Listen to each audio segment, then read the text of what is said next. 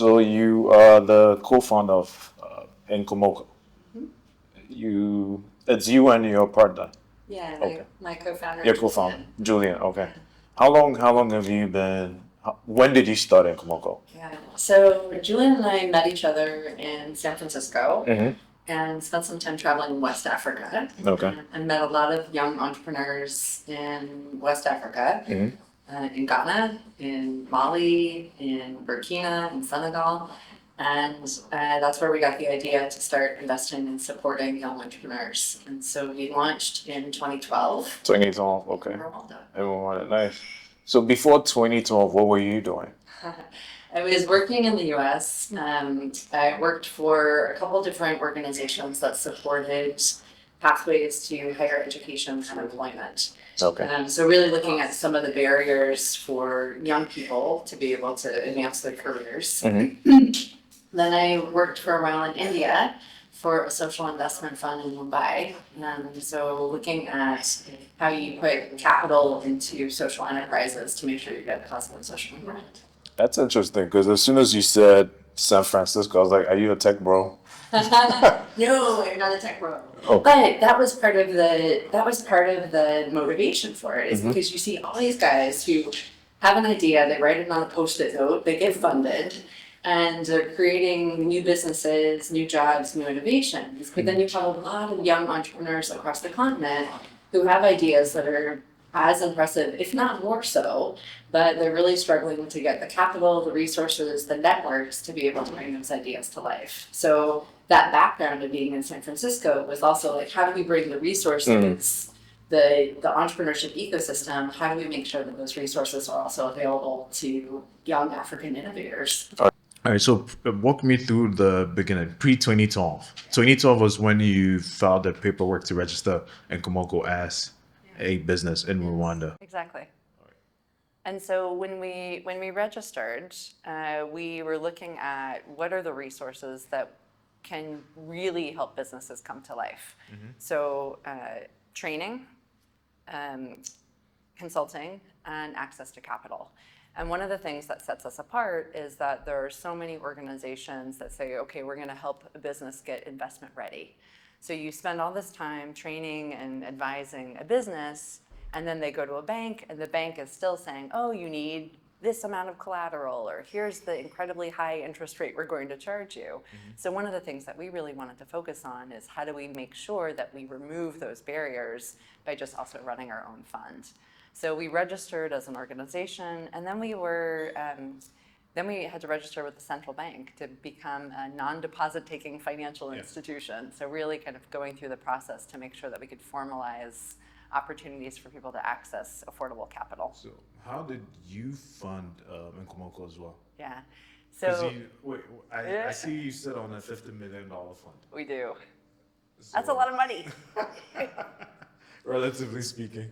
For me, it is. For me, it's a lot of money. For all of us. It's a lot of money. For all of us.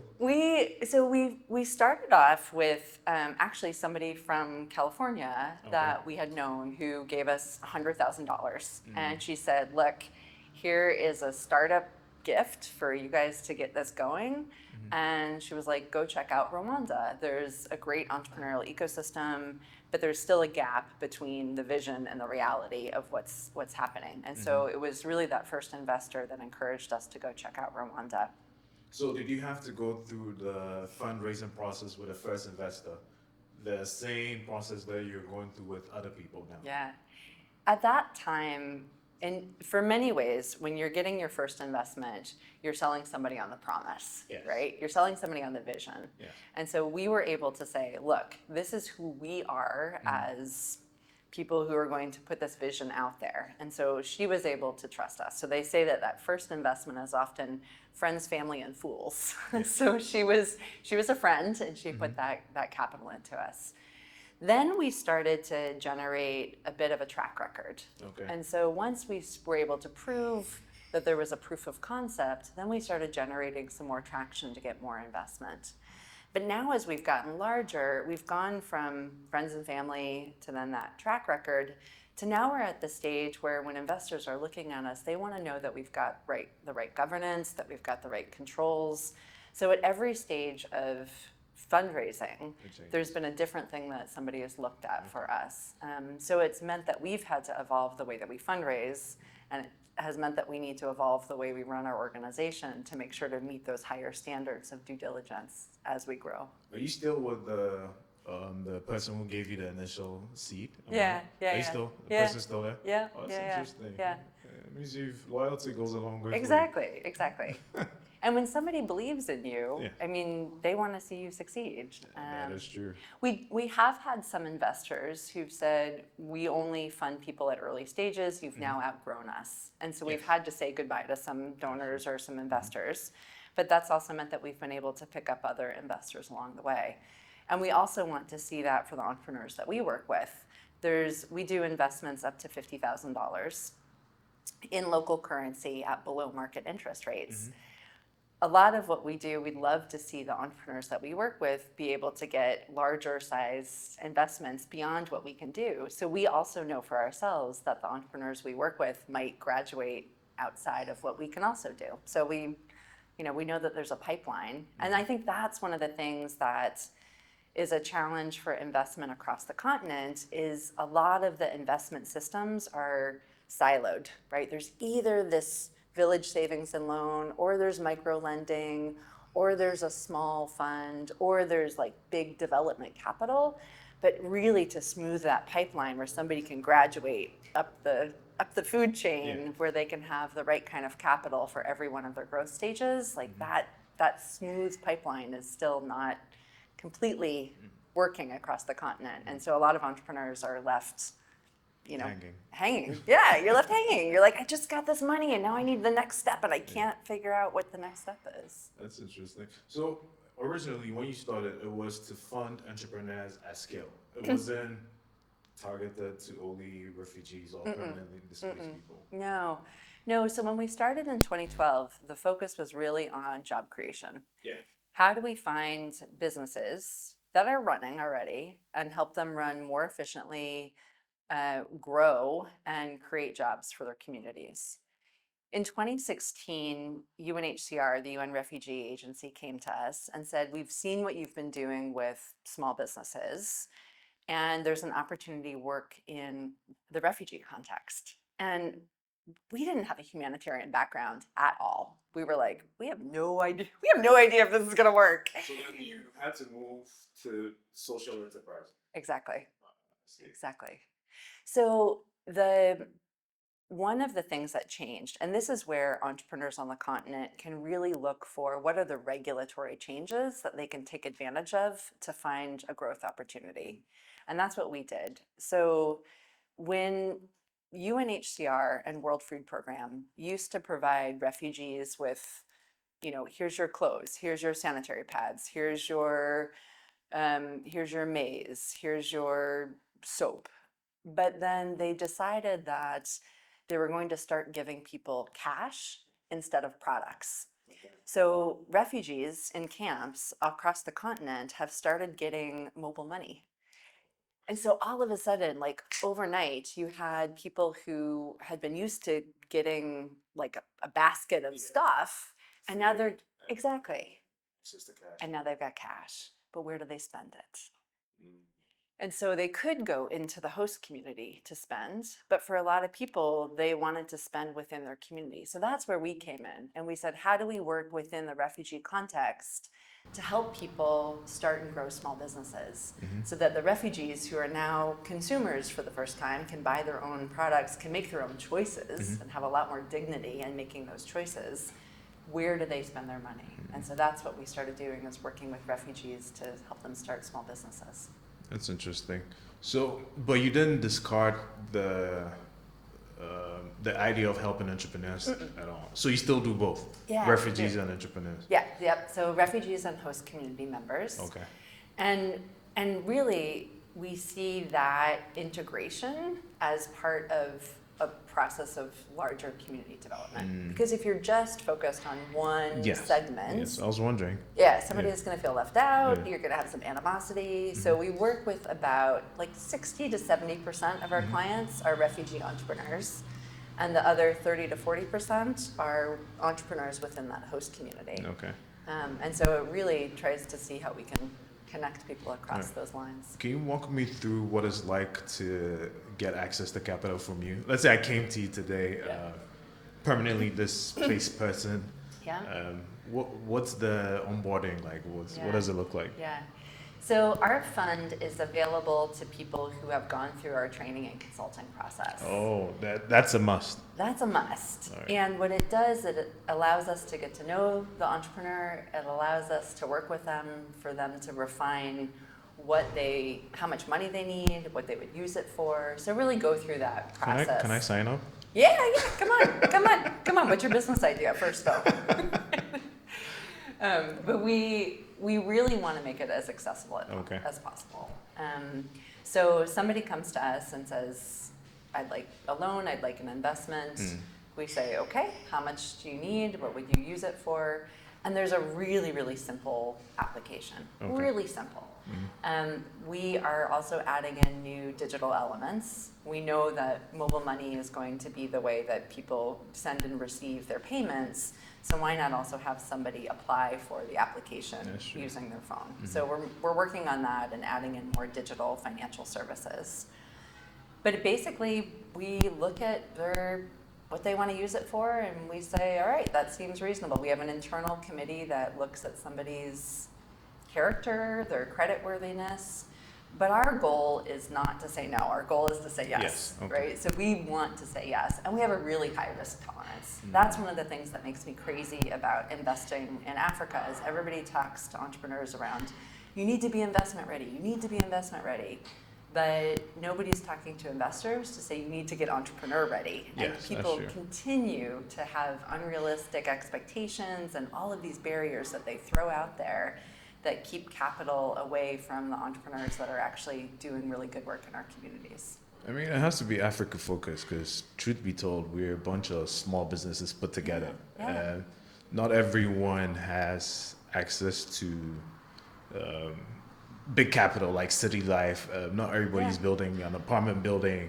Not everybody's building a new skyrise. And I feel like financial institutions, that's what makes your company stand out to me, because you're not focused on only the unicorns. You're focused on everybody at grassroots level. Exactly.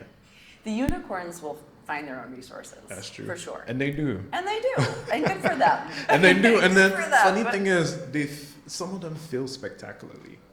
This person raised this much amount of money, and then next 3 years, 4 years, they cease operations. I'm like... Yeah, you have to have sustainable growth. And, we've raised a lot of money in the past couple of years, which has been awesome. And that's something that we talk about regularly of like, how do we protect ourselves as an entity from not making those same mistakes? How do we not grow too fast? My colleagues are like, oh, we've raised this money, we can do this, then we can do this. And I still hold on to our bank account with my cold, dead hands.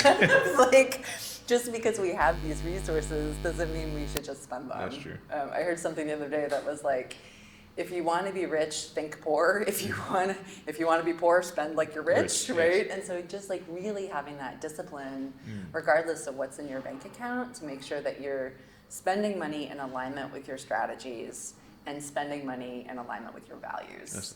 And you can't get, too excited because it'll go away. So think big, but move small. Be smart. So how long is the mandatory training program that you offer? So there's a couple different versions that people go through, but it's about 6 months. 6 months, okay. And once somebody has completed that, they can get investments with us for forever. So we've got a guy who went through our training program about 5 or 6 years ago, and he still continues to come back and take loans from us. I would love if he was to graduate actually to other borrowers, but in some ways I can't blame him because he's like, Sarah, why would I leave the work that I'm doing with you because you guys have really good interest rates. So I could get more money at a bank, but the interest rates there are too high. What are your interest rates? We do about 50% of whatever the market rate is. Okay. And in most of the markets that we're in, we charge about 10% interest. And it's collateral free. Collateral free. Can you say that again? 10%. Can you say that again? 10% interest collateral free. Because the financial institutions we have here, yeah, I honestly think they can learn something from you, because we have north of 40% interest rates. Yeah, it's crazy. And it's not, you also have to have collateral as well. You can't, it's not collateral free. Yeah. You know, but you do collateral free loans, and you also do 10%. Ooh, this conversation sounds good to me. So we want to create social impact, and we want to have a sustainable fund. So for us, the goal is not to maximize profit. And certainly, banks do want to maximize profit. Yes. So we have multiple reasons and multiple motivations. So we want to be compared to that, yes. Yeah, we want to be sustainable. We can't lose money, but our focus is not to make money off the backs of our entrepreneurs. I see. Right? So we want the entrepreneurs themselves to be making money. Yes. So how do we do this in a good way? And if I'm giving somebody a loan at 40%, the chance of them defaulting on that is much higher than if I'm giving somebody a loan at 10%. It is, and it's even the payback, then it becomes onerous. Exactly. Yeah. Exactly. So I think we've tried to be as flexible as possible, and it has built incredible loyalty with our entrepreneurs. We're also continuing to iterate and change the products that we offer. Okay. So we started in Rwanda, we expanded to Kenya, we're now in Ethiopia, South Sudan, and Chad. So we have 700 staff in 34 offices across East and Central Africa. Where we are in Ethiopia and Kenya, we also have a lot of Muslim clients. So we also know that we need to have Sharia compliant investment products. So wherever we are, we're trying to make sure that the investment vehicles that we offer meet the financial needs, the cultural needs, the business needs of the communities that we serve. That's true. And also, we are really focused on supporting women entrepreneurs as well. There's way too many times when women are exploited by banking systems, by loan officers, or they need to get their husband or their father to sign off on an investment. And that's just also something that we want to make sure that we've got access to finance for women as well. Perfect. So, have you noticed a trend in businesses that the people who come to you start country by country? Country by country. Yeah, I think it depends also on the standard of development in each one of the countries. So for example, where we're working in Chad and South Sudan, a lot of the businesses are around basic retail. So food stuff, tailoring, barbershops. I mean, just the small businesses that people need on a day-to-day basis. In markets that are more elevated, you're also seeing more sophisticated businesses. So you're seeing large export production of rice. You're seeing sales of motorcycles and CCTVs and electronics shops. So this is East Africa, Kenya, Rwanda? Yeah. So depending on what is happening for the larger economic development in that area, you're seeing also businesses matching that. So which means for us, that we have to be flexible and know to evaluate a business based not on just a standard set of guidelines, but what's really fit for purpose and what really makes sense in the community that we're working in. All right. So you've been in this business for 15 years plus. Yeah. What is one story which has surprised you? Like, have you seen somebody soar beyond your expectations? Yeah. There's a woman in Rwanda that we invested in a handful of years ago, and she started off with this really just basic small shop. She was selling rice, she was selling cornmeal maize for ugali, she was selling potatoes. Rwanda is a huge producer of potatoes, and she was doing that in the refugee camp. And she started off, and we sort of thought, okay, we're going to help her buy more stock, grow her business. But she's just continued to soar. And so she's now left behind the business in the camp. She's got somebody that she hires to run the business in the camp. She's moved out of the camp. She's bought a house. She now has a large wholesale business. Mm-hmm. She has like 25 employees. She's mm-hmm. continuing to grow. She's, buying more real estate, employing more people. And here's this woman who had very little formal education, had refugee status, and really looked like there were a lot of things stacked against her. And she was just very, very methodical. At this point, we've worked with 100,000 entrepreneurs, and we've got stories of people like that in almost all the countries that we've worked with. That's amazing. You're doing amazing work, because you're changing and impacting real lives, because these are people who, without your organization, like you said, have impediments mm-hmm. in their way, and mm-hmm. growth would have been almost next to impossible for them. Mm-hmm. Because it's hard for established financial institutions to lend to refugees, for example, people who have no permanent place or home. Yeah. So that's super interesting. We started off really doing direct service, and most of what I've talked about so far has been our work one-on-one with entrepreneurs, so training, consulting, and access to finance. We've been doing this long enough that we've got data that we can share with both government and private sector organizations to make sure that we're removing some of these regulatory barriers and that we can encourage additional investors to work in these communities. So I love the growth of our organization. I want to see Inkomoko continue to grow and thrive. But there's plenty of space for other investors to do this as well. Mm-hmm. So there's no need for me to hold on to this one market niche. So for example, we're talking with Equity Bank in Kenya around, can they do additional investments in refugee communities? We're talking with the government of Kenya around something called the Sharika Plan, which also allows for refugees to have work permits and ID cards and open bank accounts. So the more that the regulatory environment and the investment environment can be inclusive, we see the possibility for so much larger scale.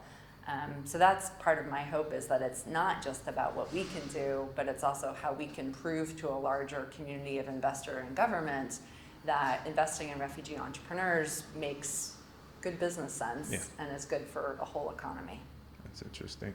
So have you noticed, are there a set of characters that you can tell that this entrepreneur is going to do well? You have to think about that. That's a good question. There's so much, I feel like in the West, there's this archetype or this sensibility of like, oh, this is what an entrepreneur looks like. They have to be really innovative. They have to have this, willingness to leap and take big risks. And there's this sort of vision of an entrepreneur that is kind of like an entrepreneur superhero. Mm-hmm.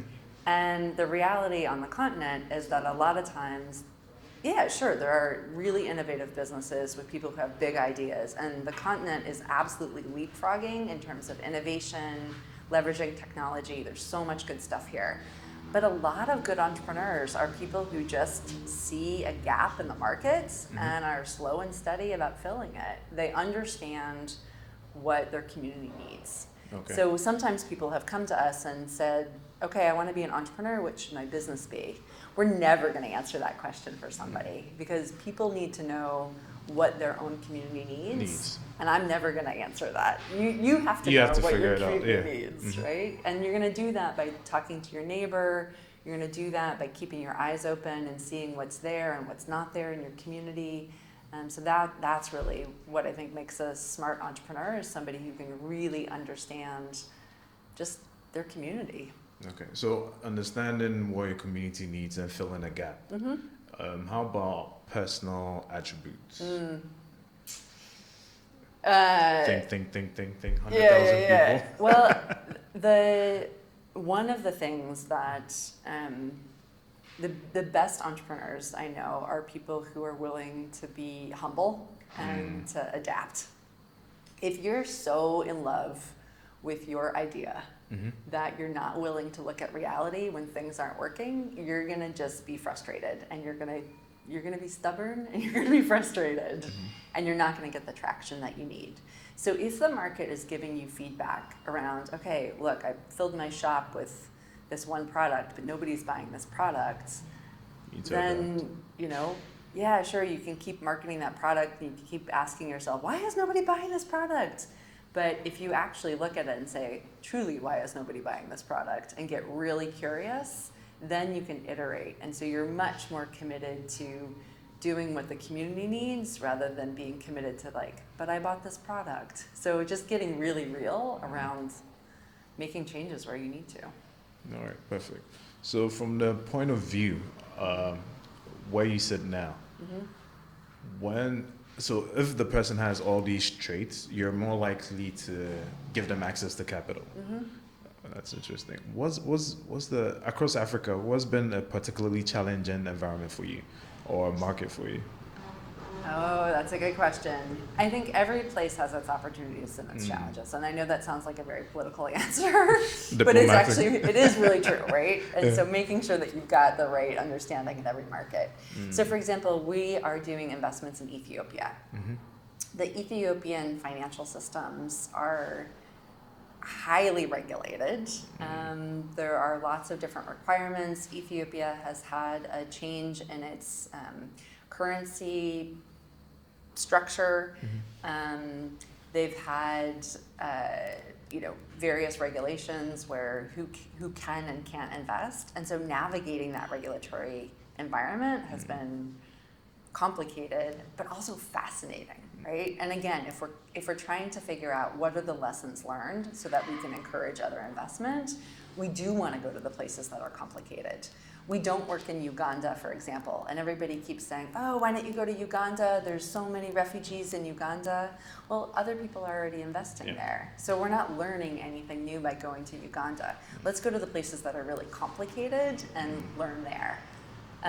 For example, we also invest in South Sudan. The regulatory environment in South Sudan is very, very liberal. So it's the opposite of Ethiopia. We basically can lend at whatever interest rate we want. If we wanted to charge 100% interest in South Sudan, we could. So there's nothing that's keeping us, preventing us from being exploitive of entrepreneurs. And that's where we have to hold ourselves accountable to our values and our beliefs to make sure that nobody is getting exploited or hurt in the process. But we see ourselves investing there in a way that is building a relationship with the community. I mean, South Sudan is one of the youngest countries on the continent. Yes, that is true. Yeah. And so, we're meeting these young entrepreneurs, and they're like, I'm as old as my country is, right? And they're seeing this excitement of us wanting to invest in South Sudan. And there's that connection there of okay, you guys are coming in when we're still sort of just post-conflict, when we're just getting things really running in South Sudan, and people are seeing that loyalty. So every environment has its challenges and its opportunities. You're in 8 countries outside of West Africa. Why not West Africa? So we're in 5 countries now. Okay. And we're looking to add an additional 3 countries by 2030. West Africa is on the list. We need you guys to come here too. Well, the rates sound good to me, so I'm sure. I know, exactly. No, I think when we look at where we want to grow, we want to look at places where there's a market need for what we're offering, where there's a real entrepreneurial spirit. And we have all those here in West Africa. Here. I know, but you guys don't have enough refugees in Ghana. But that's a good problem. That is a good problem. That's a good problem. Yeah, that is a really good problem. We do see possibility for places like Mali, Burkina. Those are some environments that we're interested in exploring next. So hopefully we'll be here soon. You could come for the other entrepreneurs outside of the refugees. It's true. Yeah, since you're doing both, no? Yeah. This is one of our main differentiators, though, of investing in displaced populations. And I would love to see other more mainstream organizations also investing in young entrepreneurs. Ghana has such an amazing entrepreneurial spirit. There is so much that's happening here. There's so much possibility. I mean, as you know, just this past week, we've got the launch of the 24-hour economy approach. That's true. That's great. There's a lot of different things going on in the 24-hour economy approach. But two things that I think are really important in that is looking at innovative investment mechanisms and also a focus on ways that the private sector can really make sure to take advantage of these opportunities and different policies to invest in entrepreneurs. So I'm hoping that there are additional changes that we'll see happening in Ghana to really support small businesses. Okay, that's interesting. TBD. We'll see. So immigration has become a hot topic recently, and this is directly linked to your work because you're working with permanently displaced people. Yeah. And those are people who have had to immigrate not due to choice, out of necessity. Yeah. I'm sure you've heard several sad stories. Has a particular one struck you most?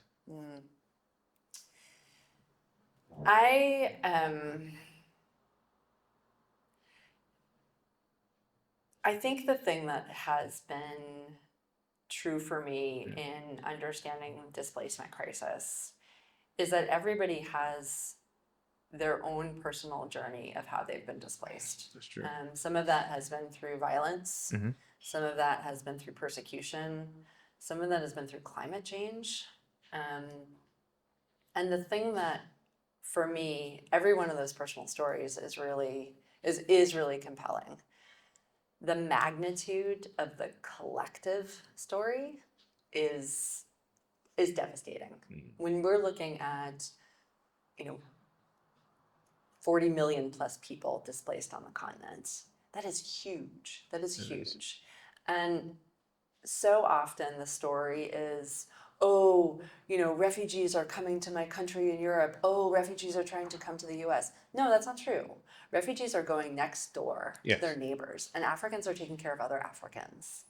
And oftentimes people are moving into another community that is struggling as much as where they came from, right? And so for communities to be taking care of each other, for people to be taking care of each other, for neighbors to be taking care of each other, that to me is giving me a lot of hope.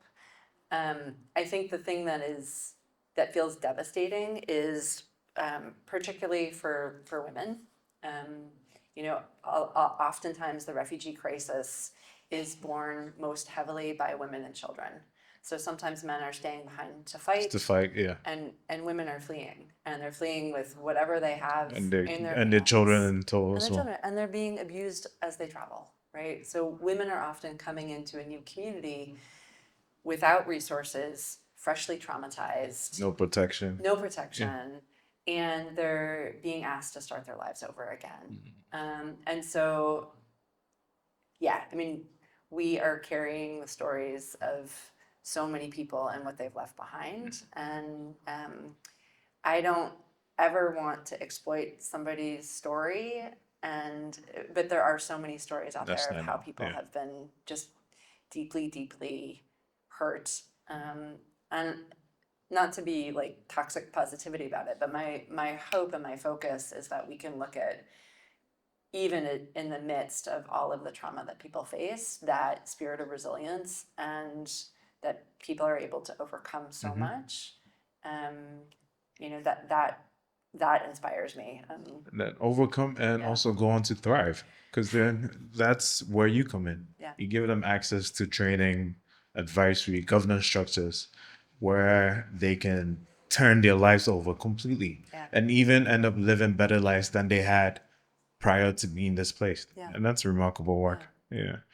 So Financial Times ranking. Hey.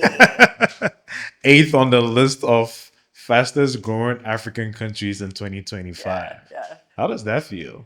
It's mind blowing. It is mind blowing. We have been working really hard for a long time, as have many entrepreneurs. So we're really lucky to be recognized for the growth that we've had.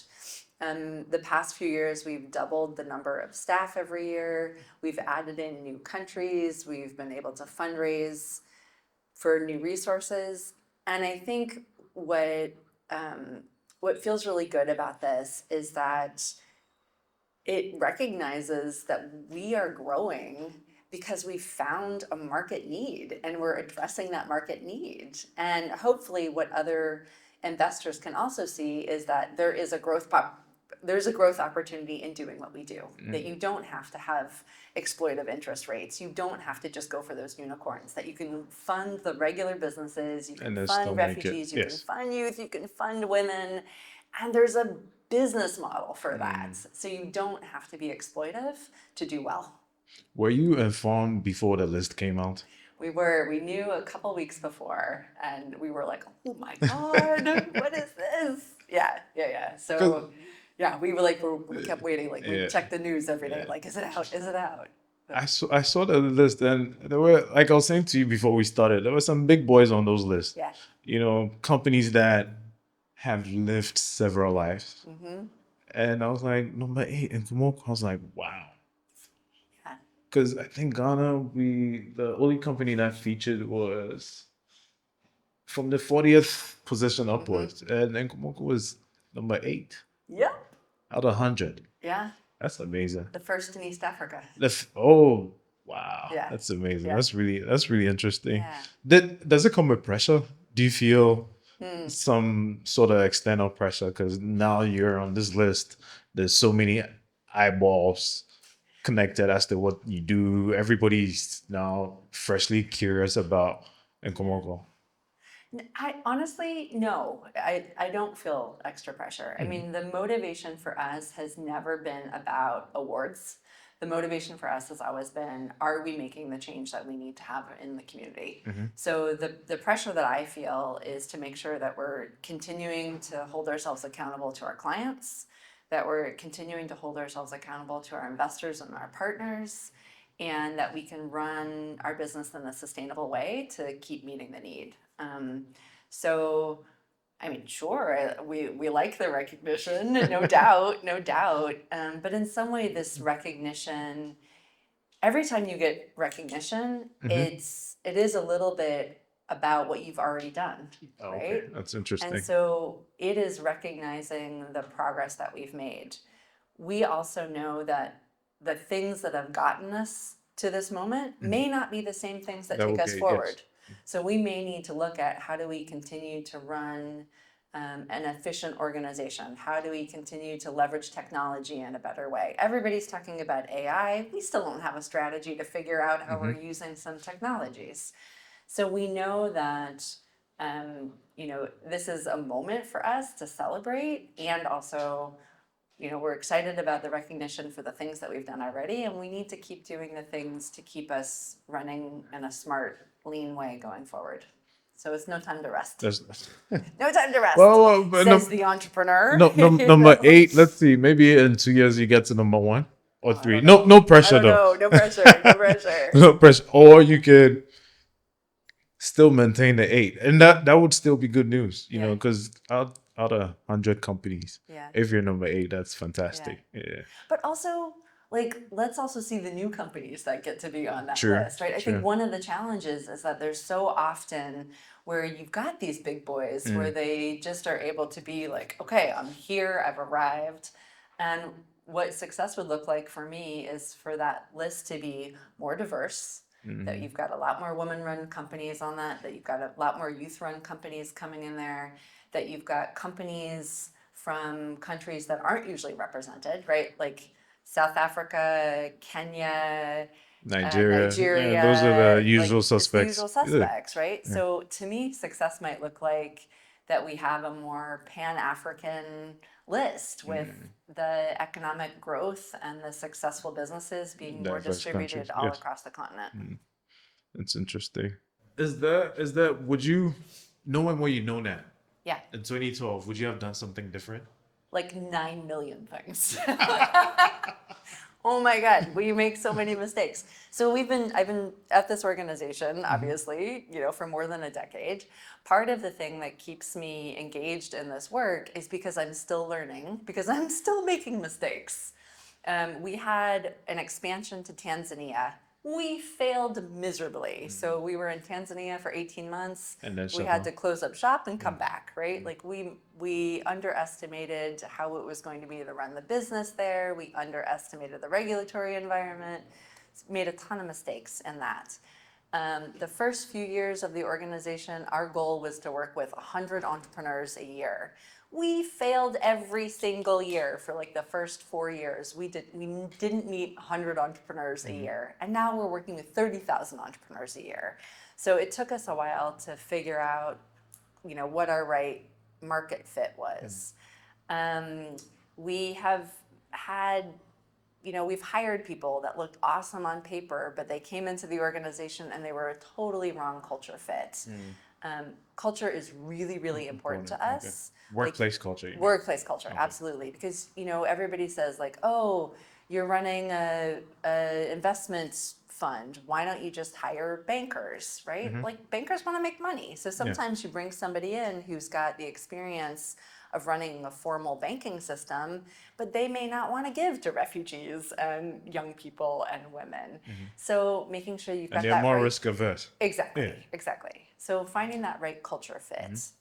So we've made a ton of mistakes, and fortunately, the best thing that you can do with a mistake is leverage it to learn and figure out how to change. There's like 9 million things I would have done differently. Speaking of culture, what's one word you would use to describe the culture in Inkomoko now? One word. Happy. So we do something called the happiness audit. Okay. Happiness audit. The happiness audit. Sounds like the happy index. Yeah, it's kind of like that. So we, twice a year, we sit down, the senior leadership sits down, and we interview 100% of the staff, and we ask them 3 questions. How do you feel about your position? How do you feel about the organization?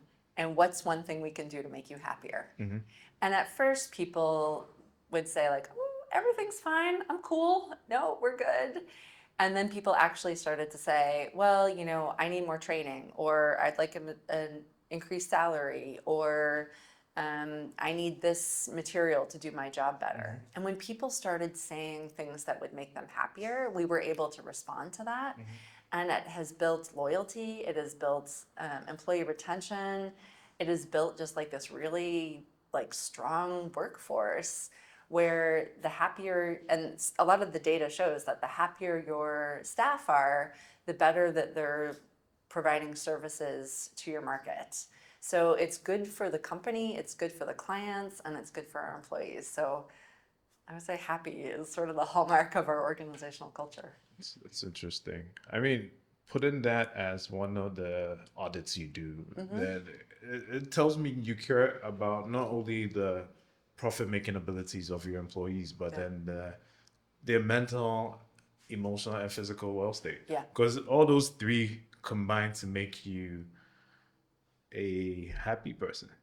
It's a big deal when you love what you do. Yeah. Because what you do, it takes at least 2/3 of your life. It does. And those people who come to work and they're just miserable, right? Like nobody wants to work with those guys. Nobody wants to be that person. But there's so much that shows that that employee well-being and a positive culture is good for the business and it's good for the employee. So it's not actually this thing where you have to decide between a good work culture and a profitable business. They actually complement each other really beautifully. That's interesting. So what is one of the key aspects you look forward to when you're hiring for your company? I almost said firm. When you're hiring for your company, what's one of the key aspects? I want people who are deeply curious. We're growing so fast and we don't have all the answers. So if I'm hiring somebody and they're looking for their boss or their senior to supply answers for them, we're gonna be in trouble right? So somebody who is really curious around what are some potential solutions, what do our clients need? So I'm looking for somebody who can be like really engaged and curious. One of my board members says that when you interview somebody, you should basically spend 5 minutes, 10 minutes telling about the organization. And usually we do interviews where we say like, oh, tell me about your career, tell me about your job, how would you approach this problem? But he's like, if you just said to somebody like, okay, you want this job, what questions do you have for me? And if the person was to say to you, oh yeah, I've been researching and I'm wondering how do you do this and how do you do this and what do you solve with this? And if I was going to come into this job, how would I do that? Like, if somebody is able to do that with me in an interview, that shows me that they are going to get onto the job and they're going to also bring that spirit of curiosity and they're going to be my partner in solving problems because we do not have the answers. We're going into new communities. We're trying to do things in a different way. So having somebody who is curious and courageous, that's who I want on my team. Awesome. What's a personal belief that you have most people in your industry will disagree with? A personal belief that I have that most people in my industry would disagree with.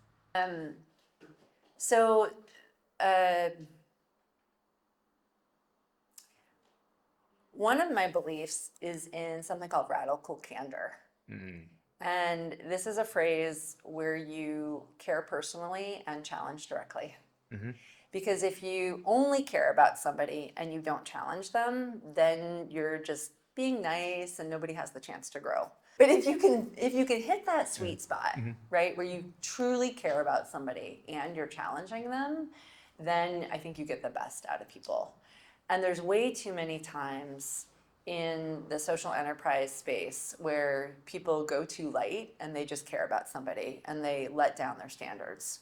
Or they come at somebody really hard and they think that the way to get the best out of people is just to grind them. And I think the true sweet spot is when you can have that intersection of genuinely caring and also pushing somebody really hard.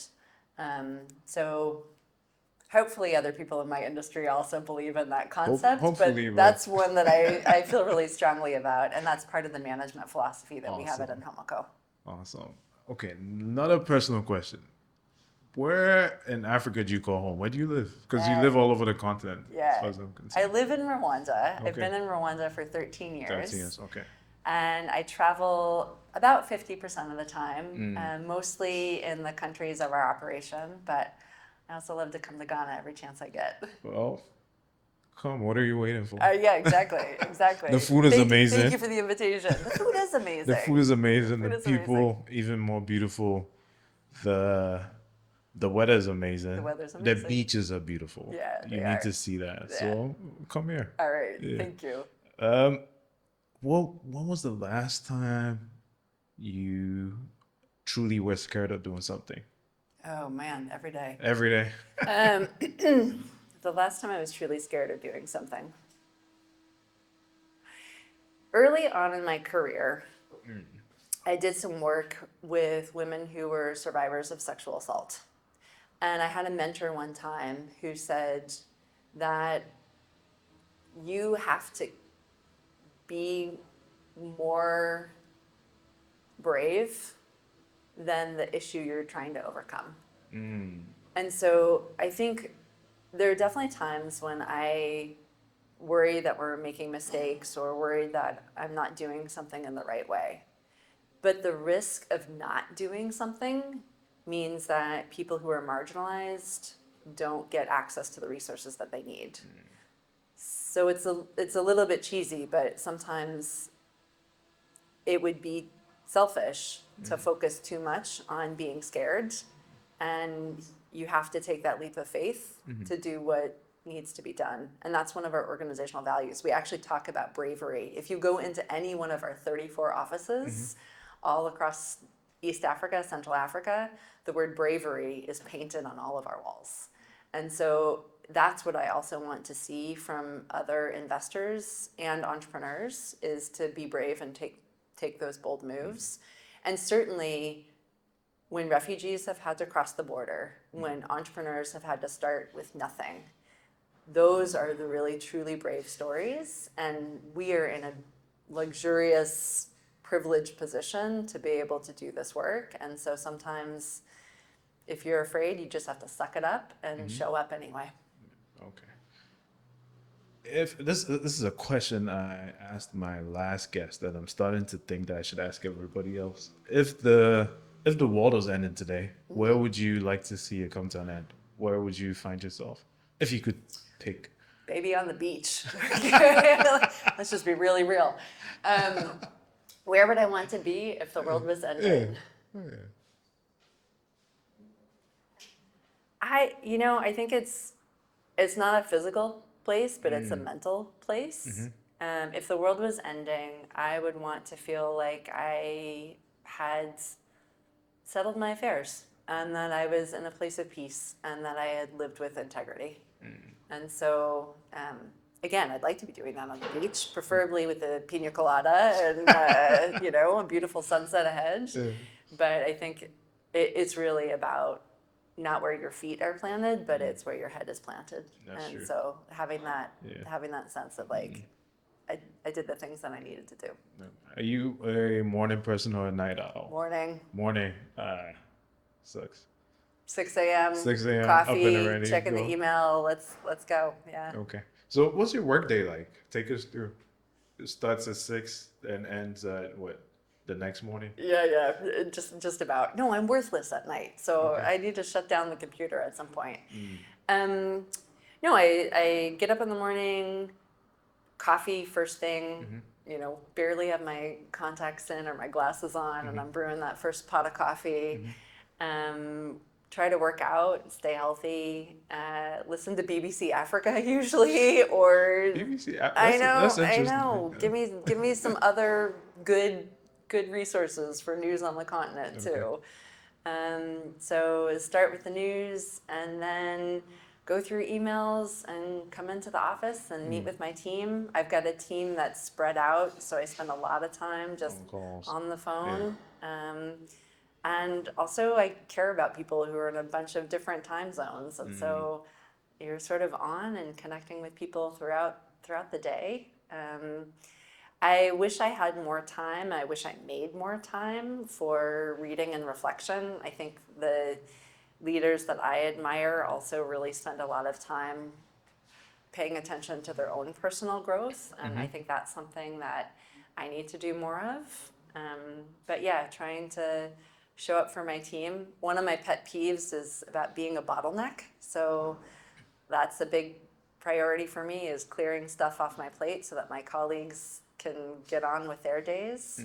So that's really important to me. I'm highly communicative, so it's a lot of time on the phone, on email, on Slack, on WhatsApp, on Zoom, just talking to my team and making sure things are moving. When does your typical workday end? Well, there's no typical work day. There's no typical work day. Even on weekends? Even on weekends. Yeah. I'm judging you. Feel free. Financial Times. So what's the work-life balance like? Oh, people ask me about work-life balance all the time. Is it a myth? It is. I don't know. I don't know if it's a myth. I think everybody needs to understand what their cycles are. Some people have a daily cycle, right? So you start the day, you end the day, you need to have time in the evening with your family. Some people have a daily cycle of work-life balance. Some people have a weekly cycle. You go hard Monday through Friday, you crash out on the weekends, you're out, you're having fun. Some people have a seasonal cycle. So I think about like teachers or farmers, right? You have a seasonal cycle. So you have to know what is right for your body, your family. For me, I tend to be more seasonal. I'm not a farmer, but I will feel like, okay, I'm going to really push myself hard. I'm getting these things done. I've got this milestone. I'm go, and then I reach that milestone and I catch my breath, right? And then start over again. So work-life balance has to be fit for who you are as a person, what your family is like, what your industry is like, and what you're trying to accomplish. True. I like to work based on inspiration, because then I find out that for me personally, inspiration is perishable. Who inspires you? What inspires you? What inspires me? I mean, trying to be the change I want to see. So curiosity drives me, and then also I'm inspired by, like I said, the change I want to see. So that's the reason I started this podcast. Like questions that I would have. I would go on media platforms, and I wasn't getting answers to it. Yeah. You know, you'd find out about a company and you'd be like, oh, I wonder how this person started. I wonder why this person is even doing this. Yeah. And you wouldn't find anything of that sort. Most of the time, what you would find would either be travel shows or rumor mills or gossip blogs, something, but not stuff that I wanted to see. So these are questions that I would write down in my spare time. Yeah. And as soon as I had the opportunity to talk to you, I was like, oh, snap, I've always had questions for you.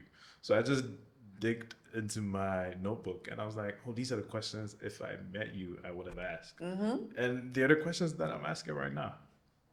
So that's what inspires me. Wait, are you the one doing the interview now? Yeah, absolutely. See what I did there? I know, that was a good one. That was a good one. You're not in West Africa, but then we know that there's some conflict within the Burkina Faso region. Yeah. Why are you not there?